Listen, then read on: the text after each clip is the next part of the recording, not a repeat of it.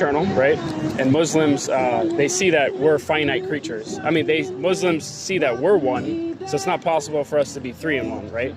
But you're using a finite creature like man to try to compare it to God. So you're saying, okay, if we're one, it's impossible for us to be three, therefore it must be impossible for God to be one God and three persons, right? Muslims say all that all the time, it's impossible. But God is not man, he's an infinite being, right? It's just because we don't understand how one God could be three persons. Okay, now listen to.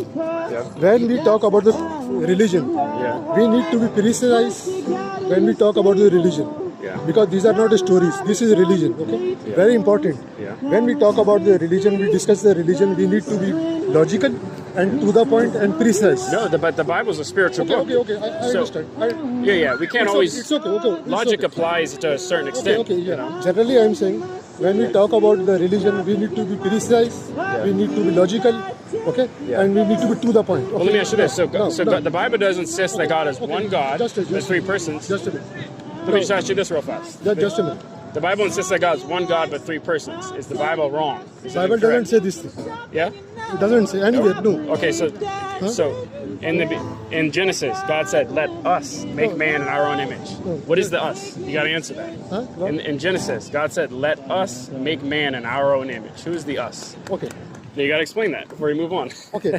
If you talk about the Bible, there are so many contradictions over there. Now you give me one answer. Right, but that's how God wrote the Bible. He wrote the Bible First of all, Yeah. because the Bible is so many books, and so many books, too much.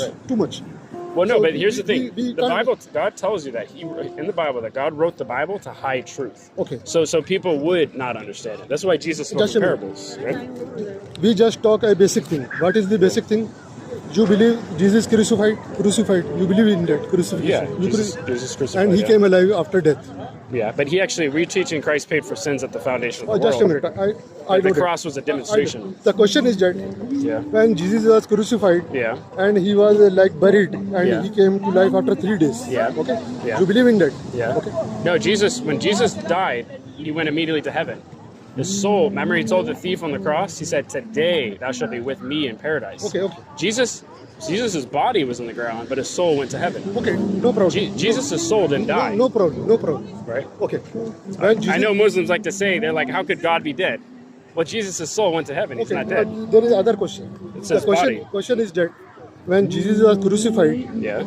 he was dead and he was buried. Yeah. And he came His alive body. after 3 days. His body was. He came alive after 3 days. Yeah. Or his body came alive after whatever you say. Yeah, his body. So question is that who made him came alive? Himself. Okay, it means he was not dead What? because he